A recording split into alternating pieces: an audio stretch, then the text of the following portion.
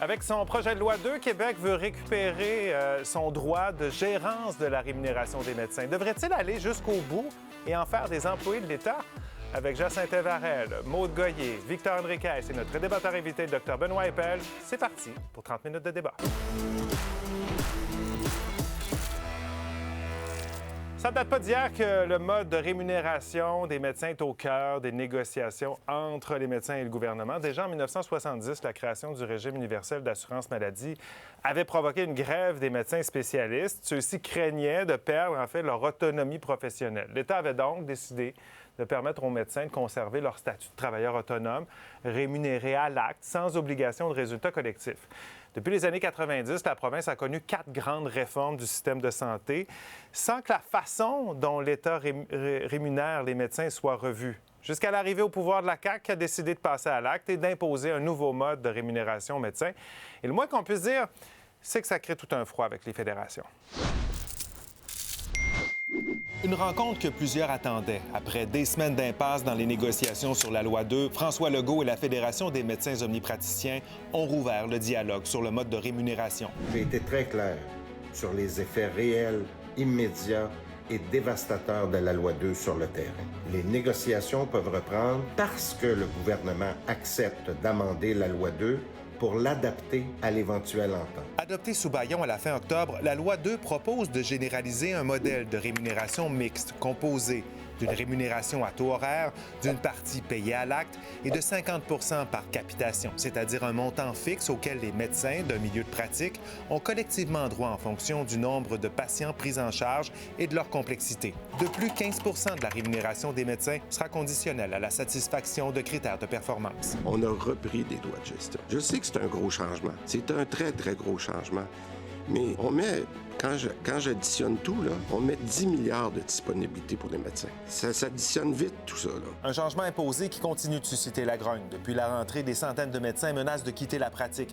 Ils estiment que ce nouveau mode de rémunération entraînera une baisse importante de revenus. Moi, l'année passée, ça m'a coûté 100 000 $ pour travailler. J'ai estimé, en passant à travers le projet de loi 2 puis en regardant les différentes clauses, moi, ça va me diminuer de 50 % de revenus. Comment survivre? Oui, on fait des gros salaires, mais personne ne peut survivre à une diminution de 50 %. Notre question ce soir, est-ce qu'on devrait abolir la rémunération à l'acte des médecins et les payer comme des salariés de l'État? En simple, est-ce qu'ils devraient devenir des employés de l'État carrément? Premier tour de table, on commence avec Dr Eppel, Benoît. Bien, moi, je vais répondre sur le plan personnel. Oui. Pour moi, la réponse est oui. Très, très simple. Moi, mes calculs sont faits. On pourrait facilement diminuer de 50 % mon salaire aujourd'hui, en fait mes revenus aujourd'hui, et me donner accès pour les 20 prochaines années à une cotisation au régime de pension des employés du gouvernement du Québec. Et à ma retraite, je suis gagnant. Alors, c'est un oui. Moi, Ça peut être c'est un oui. surprenant. D'ailleurs, c'est surprenant la position. Et, nous, on savait c'était quoi ta position avant que tu arrives en studio. Ça a surpris des gens autour de la table. Jacinthe, la première. Ben oui, j'étais tellement surprise. Je me suis dit, c'est Noël, on me fait un cadeau. Je suis du côté de Dr Eppel. Je ne m'attendais vraiment pas à ça, mais c'est une bonne nouvelle. Non, moi aussi, je suis d'accord à revoir parce que il faut dire aux gens, il faut vraiment qu'on sache les manuels de facturation de la Régie de l'assurance maladie du Québec là, pour les médecins omnipraticiens et les médecins spécialistes, là, en tout, là, c'est 4075 pages de code de facturation. Imaginez la paperasse, l'administration. Imaginez à quel point ça coûte cher aux médecins, à l'État, aux contribuables, tout ce système complètement donc, toi, désuet. tu viens de dire que ça coûte cher, donc Ben oui. ça coûterait peut-être moins cher de les avoir comme employés. On Ça reviendra serait plus là-dessus. efficace. Vos positionnements, Maude et Victor? Bien, moi, je suis contre parce que je pense que si on fait des médecins des fonctionnaires, on va leur enlever de l'autonomie, on va racheter de la rigidité, on va leur enlever de la flexibilité et surtout, ils vont avoir moins de patients. Ça va être quoi les incitatifs à voir des gens? Donc, on va ralentir la cadence. C'est pas le moment. Victor? Moi, Michel, je suis triste et inquiet. Je suis triste parce qu'avec Jacinthe, je pensais qu'on était d'accord sur la rémunération à capitation mixte avec une rémunération à l'acte. Et je suis inquiet parce que si Dr Eppel est d'accord, c'est pas une bonne nouvelle pour les fonds publics. Il doit y avoir Anguille sous roche, j'ai bien hâte d'en entendre parler. Je pense que ça coûterait trop cher. Je pense que c'est une fausse bonne idée. Je pense que ça coûterait trop cher, justement, et que ça amènerait des ajustements qui, malheureusement, on n'a pas les moyens d'avoir à ce moment-ci. Alors, sur le court terme, je vois pas comment on le ferait. Alors, quand du pour d'un côté, du non de l'autre, allons voir comment se divise sépare nos téléspectateurs ce soir, eh bien, 67 des internautes pensent que oui, on devrait abolir la rémunération à l'acte des médecins et les payer comme des salariés de l'État, alors que 33 croient que non. On commence ça comme ça ce soir. On repart le décompte des votes à 0 à cette heure-ci. Quand vous êtes prêts, vous balayez le code QR qui va apparaître ou allez sur nouveau.info. Vous répondez, vous commentez par courriel sur X ou sur Blue Sky. Et dites-nous, pardon, j'ai un chat dans la gorge, quel débatteur a les meilleurs arguments? Et rappel, vous avez tous accès à votre interrupteur une fois pendant le débat.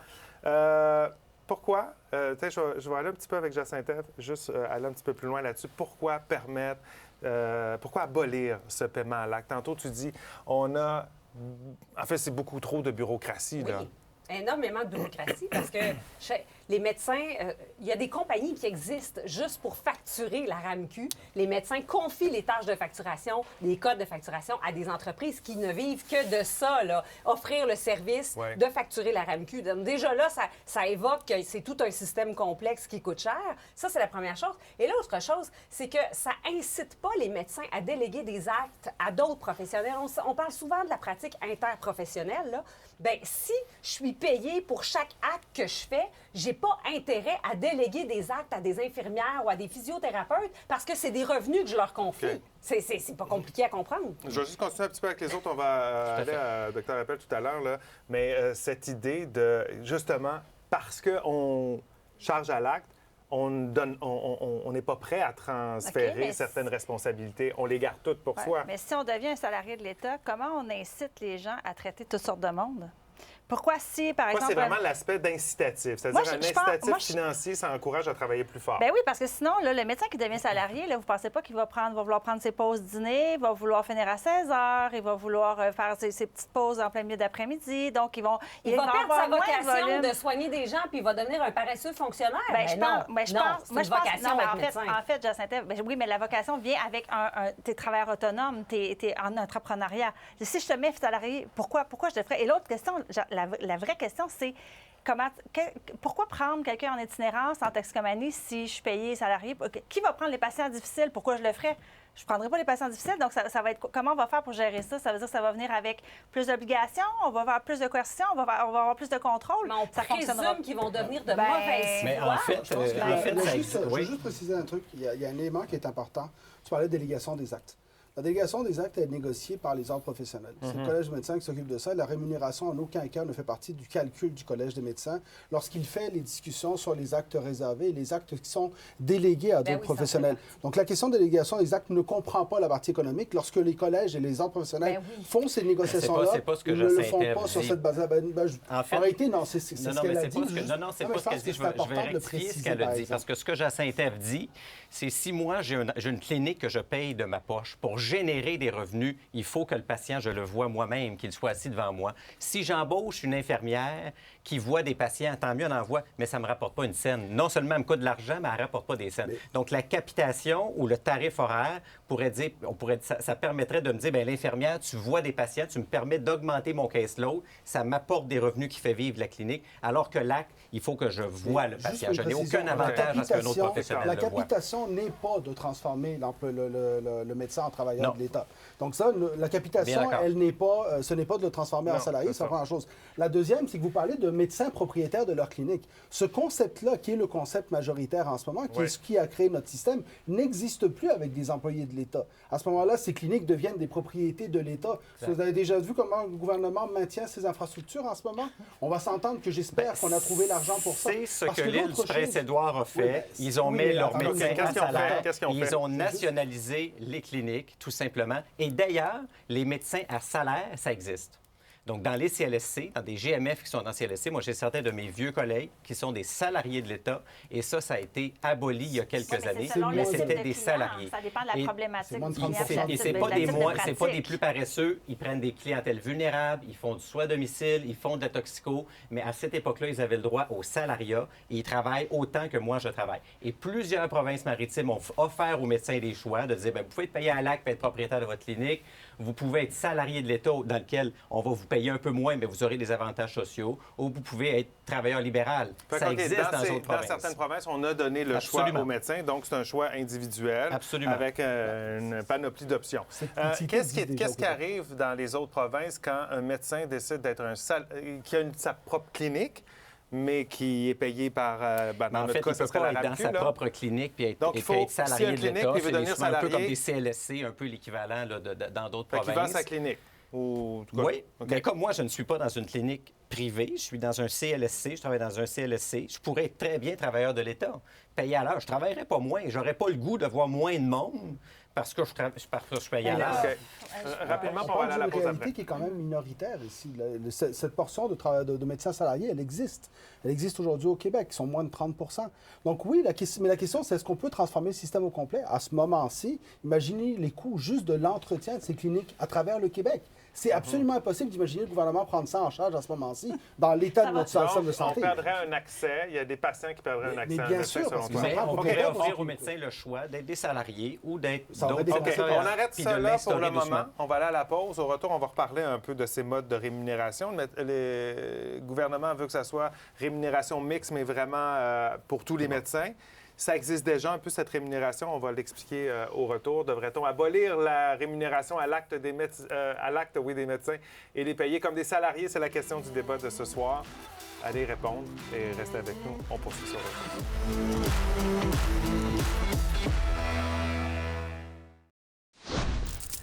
On est de retour au débatteur. Je vous rappelle notre question ce soir. Est-ce qu'on devrait abolir la rémunération à l'acte des médecins et les payer comme des employés de l'État, comme des salariés, en fait? Allez répondre à la question, commentez également. L'objectif d'abord du gouvernement en ce moment, c'est pas de faire ça. C'est d'arriver avec une rémunération mixte. On l'a expliqué un peu d'entrée de jeu. C'est quelque chose qui existe déjà. D'ailleurs, toi, comme médecin, Benoît, ça fait 10 ans que je suis payé comme ça. OK. Donc, j'ai ce qu'on appelle une rémunération mixte ou composée de 3 parties. J'ai de la capitation à hauteur d'à peu près 30 %. J'ai du tarif horaire d'à peu près... En fait, c'est un tiers, un tiers, un tiers. Okay. Capitation, tarif horaire, acte. C'est le monde idéal entre le tarif horaire et l'acte pur. J'ai à la fois des incitatifs de faire de la quantité, parce que j'ai une partie d'acte, puis j'ai des incitatifs de faire de la qualité quand c'est nécessaire. Ça reconnaît la complexité, puis ça reconnaît le temps que je passe avec les patients. Ça, c'est la partie capitation qui reconnaît ces... En fait, c'est la partie horaire, parce que quand je fais du temps administratif, je suis payé quand même. Les gens qui sont payés à l'acte, c'est 0. Moi, j'ai quand même un montant de base si je fais de la paperasse. Ouais. Ça. Donc ça, c'est le meilleur des mondes. C'est un peu ce que le gouvernement veut, mais pour l'ensemble des médecins. Exactement. En fait, l'ensemble des médecins de première ligne, donc dans tous les GMF. Actuellement, ceux qui ont accès à ça, c'est les médecins de famille en GMF, en CLSC. Nous sommes les seuls à avoir accès à ça.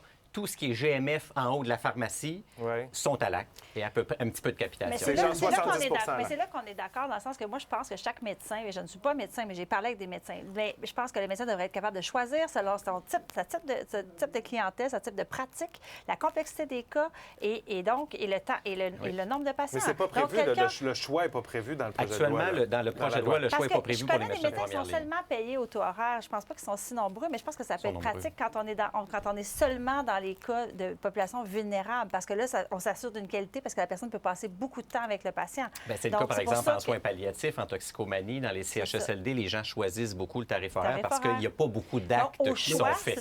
Mais ça n'empêche pas que peu importe le mode de rémunération, qu'il soit en mix, composé ou à l'heure, on pourrait être des salariés de l'État quand même. Ben non, justement, c'est là l'affaire. C'est que pour avoir cette mixité-là, justement, d'avoir cette mixité entre le taux horaire, la capitation et l'acte, qui, vous l'aviez dit vous-même, et qui, les spécialistes le disent, c'est pas mal le mix parfait. Ben à ce moment-là, l'autonomie, elle est importante aussi parce qu'elle permet d'avoir une meilleure relation de reddition de comptes, d'avoir une relation ce qu'on appelle une relation de fournisseur de services qui permet cette flexibilité-là. Alors, oui, il faut l'amener, cette flexibilité-là. Le salarié de l'État, lui, dans le fond, il devient un salarié 9 à 5 ou quel que soit l'horaire. Oui. Et là, à ce moment-là, il y a des coûts supplémentaires qui viennent s'ajouter, des coûts de fonds de pension, des coûts d'assurance, les coûts des ordres professionnels. Tous les coûts inhérents au métier sont donc pris en charge par l'État. Également, le coût des cliniques actuellement. Donc, tous ces coûts-là vont venir coûter plus cher à l'État à ce moment-ci. Et même s'il y a des revenus supplémentaires en fiscalité, ils ne sont pas suffisants pour couvrir la différence. Mais les gens qui nous écoutent, là, puis nous, quand on est patient, quand on va voir le médecin, là, on ne veut pas rentrer dans la clinique puis se faire dire t'as réussi à avoir un sans rendez-vous, là, une visite de sans rendez-vous, eh bien, c'est un problème, puis tu reviendras cliquer ta carte soleil pour un deuxième problème. Mais ça, là, le système de rémunération... moi, je me l'ai fait faire il y a 2 semaines. Je suis désolée, je me l'ai fait faire il y a 2 semaines. J'ai pris un rendez-vous dans une clinique sans rendez-vous. On entend souvent ces un témoignages-là. problème à la fois. Pourquoi? Parce qu'il est rémunéré à l'acte. Et j'étais gestionnaire dans le réseau de la santé avec des médecins de famille qui... je soupais avec eux en 2013. Ouais. Une fois par mois, on parlait des problèmes administratifs du GMF.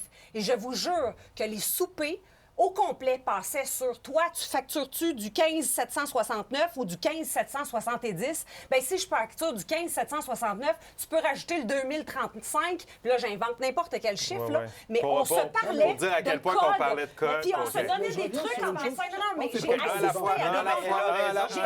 à des rencontres médicales où les médecins s'échangeaient leurs trucs de facturation avec les codes à facturer pour que ce soit plus payant. Ça, c'est l'effet pervers de la rémunération à l'acte où les gens finissent par développer une façon de facturer pour optimiser la facturation, comme le fiscaliste le ferait avec nos impôts. Je pense qu'il faut sortir de là. Je veux juste qu'on s'entende sur une chose. Le débat ce soir, ce n'est pas est-ce qu'on est pour ou contre la facturation à l'acte. Non. Le débat ce soir, est-ce qu'on veut que les médecins deviennent des salariés de l'État? Et ça, c'est complètement différent. La réalité, on est tous d'accord. Non, c'est pas nécessairement. Non, pas nécessairement, parce que justement... Excusez-moi, je vais juste compléter, Jacinthe. Ce que je disais, c'est que cette mixité qu'on peut déjà offrir, en augmentant la capitation, qui est essentielle, et en ayant un tarif horaire, on doit la faire dans un cadre aussi où il y a une responsabilité partagée. Et ça, c'est la question qui rentre là-dedans, c'est la question de la productivité. Parce que regardez en ce moment le débat qu'on a avec justement ce désir du gouvernement, peut-être pas de la bonne façon, mais un désir d'augmenter la productivité du médecin. La réalité, c'est qu'on n'a pas assez de prise en charge aujourd'hui. On doit augmenter cette relation de reddition de compte. Est-ce que vous pensez vraiment que lorsqu'on est salarié de l'État, on augmente la reddition de compte? La réalité, c'est que les mesures ne sont pas les mêmes. On a une opportunité ici. Est-ce qu'elle est bien prise par le gouvernement? La réponse est non. La rémunération à l'acte exclusivement ne fonctionne pas. Mais devenir salarié ne fonctionnerait pas plus. Et pourquoi on parle de réduction de compte? On ne veut pas de réduction de compte, on veut juste plus de productivité dans le système. Moi, je ne veux pas que les médecins rendent des comptes. Je veux qu'ils livrent un service de façon le plus productive possible. La réalité, c'est que lorsqu'on a un employé, justement, cet employé-là doit rendre des comptes, doit avoir une certaine efficacité. Lorsqu'on est un fournisseur de services, on est payé selon notre productivité et ce que l'on fait donne comme résultat. Et qu'est-ce qui motive le plus quelqu'un à en donner des résultats? C'est d'être payé au résultat. Alors, et ça, c'est une de tes craintes, en changeant de mode de rémunération, qu'on baisse cette motivation, en tout cas, ne serait-ce cette efficacité et productivité. Les médecins, en ce moment, ils mettent les bouchées doubles, ils travaillent fort. Il y en a qui font même pas pipi pendant leurs heures de garde. Là, on va leur dire, tu es un salarié. Tôt ou tard, l'humain va prendre le dessus. La personne, puis le docteur, tantôt, il achète la tête et dit oui, c'est un peu vrai. Tu sais, dans le sens que tu vas rentrer à 9 h, tu vas prendre ta pause, tu vas prendre ton dîner. Pourquoi je verrais plus de monde? Je vais partir à 4 heures.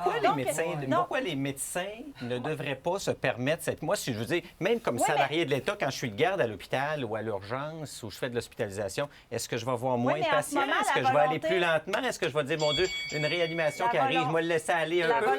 La volonté, en ce moment, c'est d'augmenter la cadence. Fait que moi, je pense qu'on va venir démotiver, puis après ça, c'est son décompte. Donc, on va venir démotiver. Donc, moi, je pense qu'il va y avoir plus de rigidité, moins de flexibilité, puis qu'à la longue, il va y avoir plus de bureaucratie. Et d'ailleurs, en passant, il y a une méta-analyse qui disait, qui date de 87 et 97, 20 à 40 de moins de patients sont vus par les médecins qui sont salariés. Donc, rapidement, quelques secondes, on s'en va à la pause. En fait, c'est le grand débat entre est-ce qu'on veut uniquement de la quantité ou on veut de la qualité aussi. Parce qu'il y a on veut les deux. Ouais. Alors, de croire que... Moi, je vois plein de médecins payés à l'heure et c'est pas vrai qu'ils travaillent moins que les autres. Mais les deux, c'est pas juste salariés. Ça marche pas. Ils sont pas salariés. Okay, mais il y en a plein. Non. Il y en a plein dans mon environnement qui sont des salariés de l'État. OK. Commentaire de Marie-Pierre pour aller à la pause. Désolé. Elle dit, je suis infirmière et j'ai souvent l'impression que les médecins sont sur une autre planète. La collaboration serait plus agréable s'ils étaient des salariés. Le patient sera aussi mieux soigné. C'est le commentaire de Marie-Pierre, qui est infirmière. On s'arrête quelques minutes, le temps d'une pause. Au retour, d'autres commentaires, puis on verra également si l'aiguille a bougé.